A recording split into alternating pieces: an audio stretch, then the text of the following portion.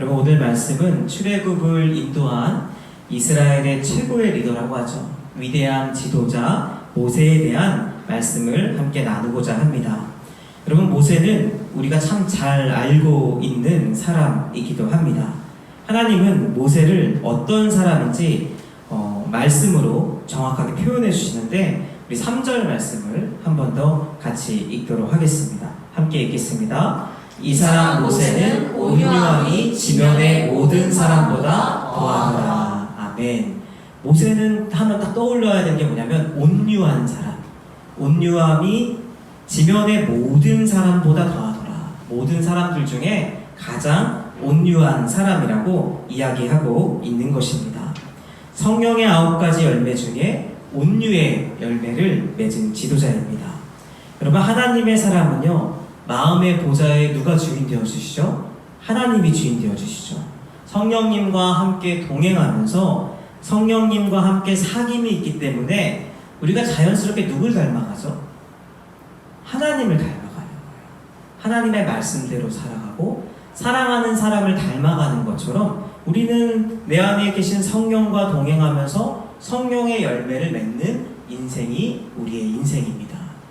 심리학에서 보면요, MBTI나 요즘 많이 이제 알려져서 너는 T지, 너는 F지 이런 이제 표현들도 많이 하죠. MBTI나 이 TCI 심리 검사를 통해서 나를 알아가는 것도 굉장히 소중합니다.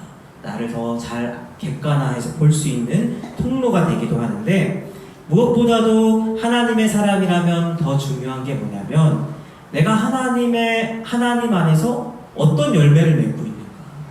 내가 하나님을 사랑한다고 하면서 옛사람은 죽고 새 사람으로 살아가면서 어떠한 실질적인 변화가 있는지, 사랑과 희랑과 화평과 오래 참음과 자비, 양성, 충성, 온유, 절제 중에 어떠한 열매가 맺어지는지 한번 돌아보는 것도 참 지혜일 것입니다. 귀한 성령의 열매를 맺어가는 우리 주신교회 성도들 되기를 주님의 이름으로 축복합니다. 온유함이 지면의 모든 사람보다 더하더라. 온유함이 가장 이 지면에 있는 모든 사람보다 더하다는 게 어떤 의미일까요? 온유한 사람은 어떤 사람일까요? 저는 온유하다고 하면요, 화를 안 내는 사람, 모든 것을 견디고 참고 인내하는 사람이 아닌가, 이러한 이미지를 갖고 있는데, 모세를 묵상하면서 하나님의 말씀을 묵상하면서 모세가 정말 그런 사람인가 싶은 생각이 들기도 합니다. 여러분, 모세가 이집트 왕자 시절에 어떤 죄를 범하죠? 이집트 왕자 시절에 자기의 백성들이 핍박당하는 걸 보면서 돌로 사람을 치죠. 살인죄, 물론 이제 우발적으로 했을 수도 있지만 살인죄를 저지릅니다. 그리고 그 사람을 어떻게 하죠? 모래 속에 숨겨요. 은닉죄까지 범한 거죠. 이러한 모습만 봐도요, 모세는 한편으로 온유하기보다는 분을 다스리지 못하고 죄를 범한 모습을 볼 수 있습니다.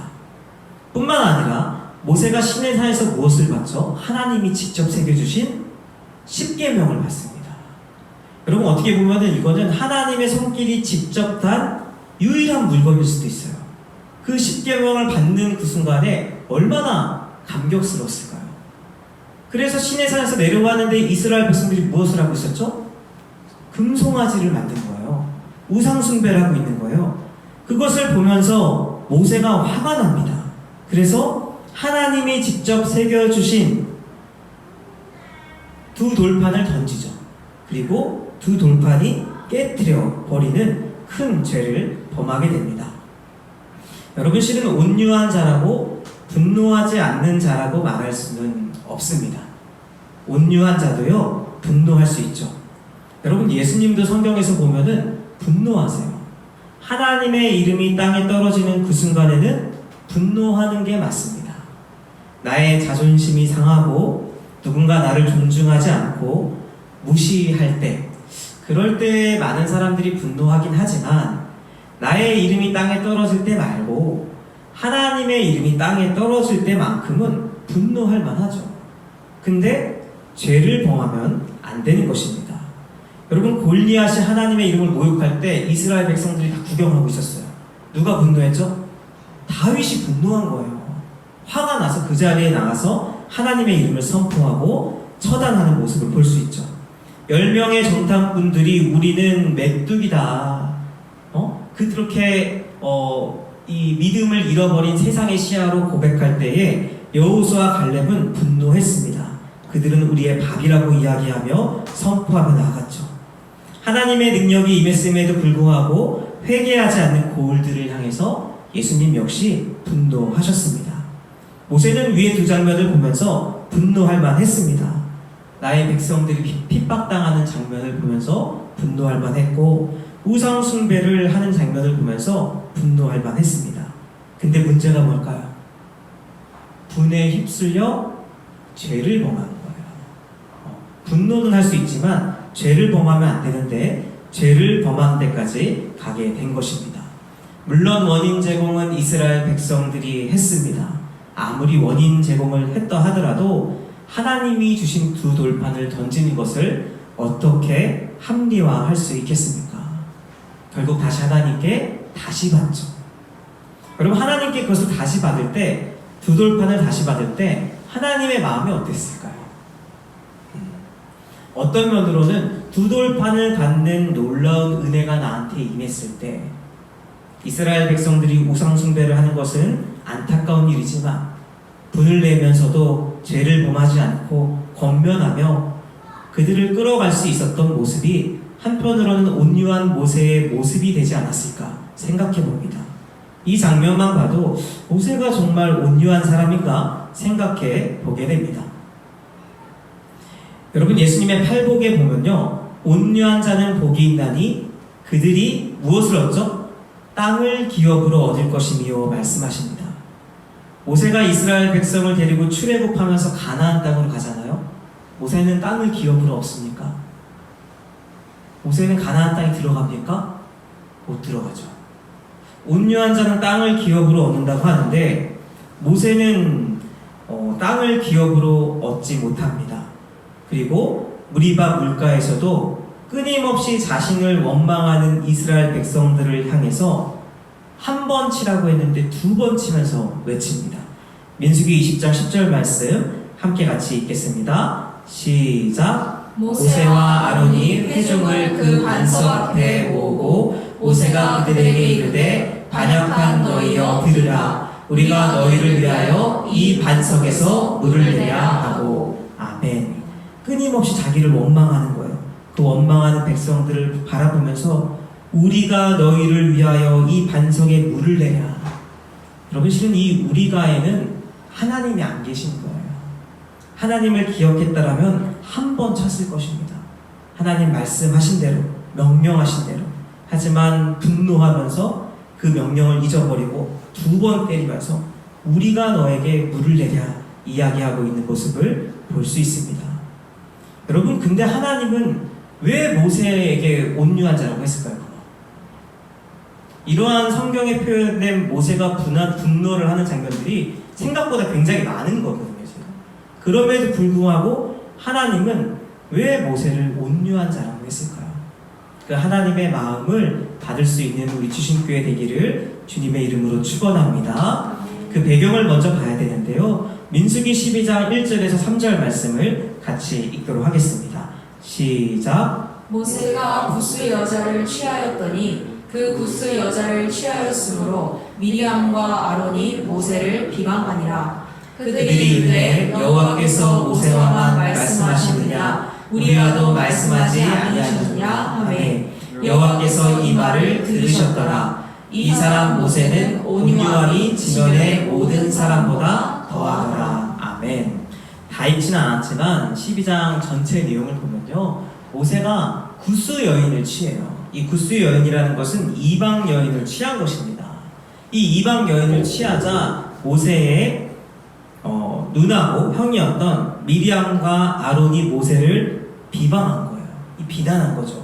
너가 왜 이방 여인을 취하느냐 하면서 비난하자 하나님께서 그 자리 가운데 구름 기둥으로 강림하시고 모세와 미디안과 아론을 부르시면서 말씀하고 있는 장면입니다. 뭐라고 말씀하시냐면 내가 선지자들에게 나타날 때에 환상으로 꿈으로 나타났지만 모세는 나를 직접 대면했다. 나와 함께했다. 나의 형상을 보았고 은밀하게 말씀하신 것이 아니라 명백하게 그에게 말했는데 그 모세가 어떤 사람이냐면 온유한 자라고 말씀하고 있는 것입니다. 그리고 아론과 미리암을 심판합니다. 물론 나중에 구원받지만 심판합니다. 여러분, 미리암과 아론은요 하나님의 사람이었어요. 모세를 살리기 위해 물에 띄운 게 미리암입니다. 여러분, 지혜로운 여인이었어요. 아론도 가장 함께 할 수 있었던, 가장 가깝게 함께 할 수 있었던 동역자예요. 대신 말하는 동역자였죠. 그럼에도 불구하고요, 여러분, 우리가 깨어있지 않으면 언제든 하나님의 사람들을 공격할 수 있다는 거, 그러한 연약함이 우리 가운데 있을 수 있다는 것입니다. 근데 명분이 좀 있죠. 구스 여인을 취했다는 거예요. 이방 여인을 취하면 안 되는데 그 여인을 취한 장면을 가지고 다투고 있는 것입니다. 그때 하나님께서 모세를 온유한 자라고 하는데, 이 온유란 단어 뜻을 좀 같이 보면 좋겠는데요, 아나와라는 단어입니다. 아나와라는 단어인데 자기를 낮추고 또한 이 괴롭힘을 당하는 이 두 가지 의미를 갖고 있어요. 자기를 낮춘다는 것은 겸손함을 의미하고, 괴롭힘을 당한다는 것은 고통을 당한다는 의미입니다. 성경에서 말하는 온유함은요, 첫 번째로는 겸손한 거예요. 이 겸손함을 가지고 있고 또 고통을 인내하는 사람을 온유하다고 합니다. 구스 여인을 모세가 왜 취했는지는 실은 성경에 나와 있지 않아요. 이방 여인을 왜 취했는지 나와 있지 않습니다. 아브라함이 포도주를 먹고 취해 있잖아요. 그 본문을 볼 때에도 아브라함이 왜 포도주를 먹고 취했는지는 안 나와 있어요. 왜 안 나왔을까요, 여러분? 우리가 알 필요 없다는 겁니다. 간혹 그런 게 궁금하기도 하지만 안 나와 있는 건 모르는 거예요. 안 알려주신 거예요, 하나님. 근데 이 내용들을 통해서 조금 유추해 보면요, 미리암과 아론이 뭐라고 이야기하냐면은, 너만 하나님의 말씀을 들었느냐? 우리도 들었다라고 이야기하죠. 너만 하나님의 말씀을 듣는 것이 아니라 우리도 들었다라고 이야기합니다. 그것을 통해서 생각해 보면요, 모세가 구스 여인을 취한 것이 하나님의 말씀이었다라고 얘기한 것 같아요. 그건 이제 확실한 건 아닙니다. 근데 그렇게 얘기하자 아론과 미리암이 너만 하나님의 말씀을 듣냐? 우리도 듣는다 라고 이야기하는 것이죠. 그러면서 모세를 비난하는 것입니다. 여러분, 근데요, 모세가 이것에 대하여 반박하지 않습니다. 변명하지 않습니다. 그저 침묵합니다. 여러분, 당시의 모세는요, 하나님 다음 가는 사람으로 이해했어요. 하나님의 뜻을 이어서, 예수 그리스도가 오시기 전에 하나님의 뜻을 이어서 하나님을 대언하는 사람, 하나님과 대면한 사람. 지금은 우리가 예수 그리스도를 통해서 만인 제사장이라고 하죠. 우리가 기도하면서 교황을 통해서 하나님을 만나는 게 아닙니다. 목사님이 계셔야만 하나님을 만나는 게 아니죠. 우리가 하나님께 기도하면 하나님을 만날 수 있는 것은 예수 그리스도가 십자가에 못 박혀 죽으심으로 가능해진 거예요. 근데 이때의 모세의 권위는요, 거의 하나님을 대신하는 그러한 존재였죠. 근데 그 사람을, 그 최고의 리더를 비난한 것입니다. 근데 모세는 침묵합니다. 변명하지 않고 반박하지 않고 겸손한 모습으로 그냥 그 사실을 받아들입니다. 여러분, 일반적으로 사람들이요, 높은 자리에 올라가면 올라갈수록, 지위가 생기면 생길수록 권위주의에 빠지는 경우가 많죠. 권위는 소중한 것입니다. 성경에서도요, 권위를 소중히 여기세요. 부모님의 권위는 소중한 겁니다. 부모를 공경해야죠. 다른 이유가 없습니다. 하나님이 주셨기 때문에 소중한 거죠.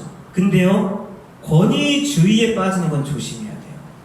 권위는 소중하지만 권위주의에 빠지죠. 근데 높은 자리에 올라가면요, 그 자리라는 것이 원망을 받기도 하고 때로는 책임지라는 얘기도 많이 듣습니다. 그리고 실제로 책임을 져야 하기도 합니다. 힘든 자리죠. 위로 올라갈수록 쉽지 않은 자리예요. 억울한 일을 겪는 경우도 많아요. 그러면서 무엇이 생기냐면 이 권위를 행사하고 싶을 때가 많은 거죠. 심판해버리고 싶고, 네가 뭘 하는데 그런 말을 해? 확 비난하고 싶고, 내 권위를 행사하는 권위주의에 빠지고 싶은 유혹이 들 때가 참 많죠. 근데 여러분, 모세는요, 하나님 다음 가는 사람으로 쓰임받는 사람인데 나를 비난한 사람들에 대해서 아무 말을 하지 않습니다. 묵묵히 견디고 겸손함으로 임합니다. 내가 심판자가 되는 것이 아니라 그 모든 것을 하나님께 돌려드리니 하나님이 그 자리에 개입하셔서 하나님이 심판하시는 것이죠. 이러한 모세의 겸손함이 온유함을 말씀하고 있는 것입니다. 민수기 11장 11절과 15절 말씀을 같이 한번 읽어보도록 하겠습니다. 시작. 모세가 여호와께 여짜오되 어찌하여 주께서 종을 괴롭게 하시나이까? 어찌하여 내게 주의 목전에서 은혜를 입게 아니하시고 이 모든 백성을 내게 맡기사 내가 그 짐을 지게 하시나이까? 주께서 내게 이같이 행하실진대 구하옵나니 내게 은혜를 베푸사 즉시 나를 죽여 내가 고난당함을 내가 보지 않게 하소서. 아멘. 여러분, 온유함이 첫 번째는 겸손함이고 또 하나는 고통 가운데 있는, 고통을 인내하는 사람이라고 했는데, 모세는 참 많은 고통이 있었습니다. 태어날 때부터요, 아들이라는 이유로 근심 걱정이 됐어요. 아기가 태어나면은 이 경이로운 시야로 환영하고 환대해주잖아요. 그 어렸을 때 존재만으로 환대받았던 사랑의 느낌들이 우리가 살아갈 때 힘이 되는 큰 원동력이 되기도 합니다. 하지만 모세는 태어나자마자 근심이었어요. 아들이다. 어떡하지? 그리고 어떻게 되죠? 물로 떠내려 보내죠. 태어나자마자 나름 버림을 받는 것입니다. 여러분, 이것은 굉장히 큰 아픔이고 슬픔인 것을 보게 됩니다. 그 후에 이집트의 왕자가 되었지만 자기 백성들이 고통당하는 것을 끊임없이 봐야만 했어요. 이집트의 왕자지만 왕자가 아닙니다. 나의 백성들이 고통당하는 것을 보며 괴로워했고 살인을 저지르게 됐고 그 가운데 도망자 신세가 됐고 또 이스라엘 백성들을 데리고 이스라엘의 리더가 되었지만 부귀영화를 누린 것이 아닙니다. 그 백성들을 데리고 40년 동안 광야 생활을 했어요. 그러니까 모세는 실은 수많은 고통이 자신의 삶의 자리에 있었던 거예요. 그거를 끝내 인내하면서 살았던 것이죠. 그래서 이 말씀을 보면요, 모세가 여호와께 여짜오되 주께서 종을 괴롭게 하시나이까? 괴로워하는 거, 힘들어하는 것입니다. 주의 목전에서 은혜를 입게 아니하시고 이 모든 백성을, 여러분, 이 모든 백성을 책임진다는 게 얼마나 힘들까요? 책임지고 싶을까요? 책임지고 싶지 않을 것 같아요. 예전에 한 신학교의 목사님이 사역지로 와서 고백을 하는데 진심으로 들리더라고요. 그게 무엇이냐면, 나는 그냥 신학교에서 가르치는 게 좋았다. 너무 행복했고 학생들이 너무 나를 존경했고 좋아해줘서 너무 좋았는데 하나님이 불러서 담임 목사로 왔는데 자기는 실은 너무 힘들다. 내가 오고 싶어서 온 것이 아니다 라고 고백하는 것이 이 기억에 남습니다. 여러분, 모세도요, 내가 이스라엘 백성 맡겠다고 한 게 아니잖아요. 나는 말이 어눌합니다. 나는 못합니다. 끊임없이 못한다고 했는데 하나님이 붙들어서 세운 자리죠. 그 가운데 이 백성을 내게 맡기사 내가 그 짐을 지게 하시나이까? 주께서 내게 이같이 행하실진대 구하옵나니 내게 은혜를 베푸사 차라리 나를 이 고통에서 죽게 해달라고. 하나님의 사람들이 이러한 고백들을 많이 합니다. 요나도 하고요, 엘리야도 이 고백을 하죠. 하나님 안에서 모세는 실은 누구보다 많이 순종하고 고통 가운데 인내했던 사람입니다. 여러분, 우리가 사람을 볼 때 온유하다 할 때 잘 분별해야 되는 게 뭐냐면, 가끔 성도님들 볼 때 그냥 좋은 게 다 좋은 거야 하시는 성도님들 계세요. 근데 실은 좋아요. 긍정적인 에너지를 많이 주시니까 좋습니다. 근데 가끔 보면요, 하나님의 영광이 땅에 떨어지는데도 허허허 괜찮을 거야 이러실 때가 있어요. 그거는 실은 조금 조심스럽죠. 하지만 사람들은 그 사람을 온유한 사람이라고 합니다. 근데 한편으로 어떤 사람들은요, 하나님이 주신 비전과 열정을 가지고 온 마음 다하여 그 자리에 임해요. 그러다 보니까 견뎌야 되는 게 많은 거예요. 인내해야 되는 게 많은 거예요. 그러면서 끊임없이 하나님 앞에 9번 인내하다가 한 번 화를 냈는데 많은 사람들은 그 사람을 분노하고 성품이 좋지 않은 사람이라고 이야기할 때가 많습니다. 근데요, 첫 번째 사람은요, 하나님 앞에서 좋은 게 좋은 거야 하면서 단 한 번도 인내를 하지 않은 사람. 두 번째 사람은 분노를 하며 실수도 했지만 하나님 앞에서 9번이나 참은 사람. 여러분, 하나님의 기준은요, 사람의 기준과 다릅니다. 모세는요, 누구보다 많이 참았던 사람이에요. 누구보다 하나님의 뜻을 따라가려고 했던 사람이에요. 그러다가 실수를 했죠. 두 돌판을 던지기도 하고 2번 때리기도 하고 실수도 범했지만 누구보다 많이 인내했던 모세를 하나님께서는 온유하다 말씀하고 계신 것을 보게 됩니다. 이 하나님의 말씀이 우리 성도님들의 삶 가운데 흘러 넘칠 수 있기를 주님의 이름으로 축원합니다.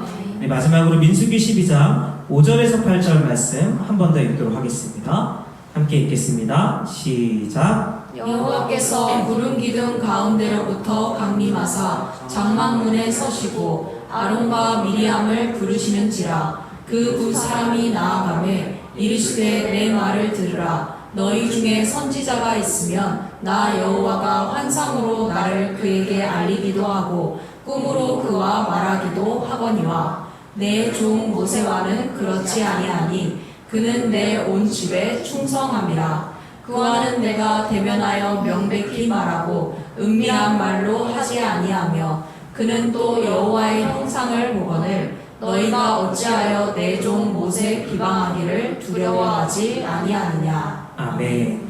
여러분, 이 말씀을 보면요, 세 사람이 싸우고 있었어요. 싸우고 있었고 하나님의 뜻대로 살아가는 사람을 두 사람이 비난합니다. 그때 하나님이 개입하세요. 나타나시고 누구 편 들어주시죠? 모세 편 들어주세요. 여러분, 이 말씀이 너무 따뜻하지 않습니까? 너희가 왜 나와 직접 대면한 하나님의 사람 모세를 비난하느냐? 이 모세는 이 지면에서 가장 온유한 자다. 너희가 함부로 판단할 자가 아니다. 이 모세는 나의 사람이다. 감싸 안아주시면서 편들어 주시는 거예요. 여러분, 우리가 마지막에 하나님의 심판대에 설 때에 하나님께서 우리 편 들어주실 것입니다. 그럼 믿으십니까? 우린 연약하죠. 두 돌판을 던질 수도 있어요. 실수할 수도 있어요. 하지만 끝끝내 하나님의 말씀을 붙들고 살아갈 때에 하나님이 우리를 버리지 않습니다. 우리의 편을 들어주시고 심판 가운데 임할 때에 우리를 구원해 주신다는 것이죠. 여러분, 하나님의 뜻대로 사는 것은 때로는 고통이 임할 때도 있습니다. 어떠한 고통 가운데 계십니까? 근데 중요한 것은 무엇이냐면 하나님이 그 고통을 아신다는 거예요. 보고 계신다는 거예요. 그리고 함께 하신다는 것입니다. 우리 출애굽기 3장 7절에서 8절 말씀 같이 함께 읽도록 하겠습니다. 천천히 함께 읽겠습니다. 여호와께서 이르시되 내가 애굽에 있는 내 백성의 고통을 분명히 보고 그들이 그들의 감독자로 말미암아 부르짖음을 듣고 그 근심을 알고 내가 내려가서 그들을 애굽인의 손에서 건져내고 그들을 그 땅에서 인도하여 아름답고 광대한 땅, 젖과 꿀이 흐르는 땅, 곧 가나안 족속, 헷 족속, 아모리 족속, 브리스 족속, 히위 족속, 여부스 족속의 지방에 데려가려 하노라. 아멘. 이런 말씀을 보면요, 고통받는 이스라엘의 백성을 하나님이 분명히 보고 그 부르짖음을 듣고 그 근심을 알고 애굽의 손에서 건져내서 인도하여 데려간다고 말씀하십니다. 우리의 삶 가운데 하나님을 믿으며 때로는 고통이 찾아올 수 있지만 그 하나님이 우리의 고통을 보고 듣고 알고 건져내고 인도하여 데려가신다는 것을 믿음으로 고백하며 승리하는 우리 주신교회 성도들 되기를 주님의 이름으로 축원합니다. 아멘.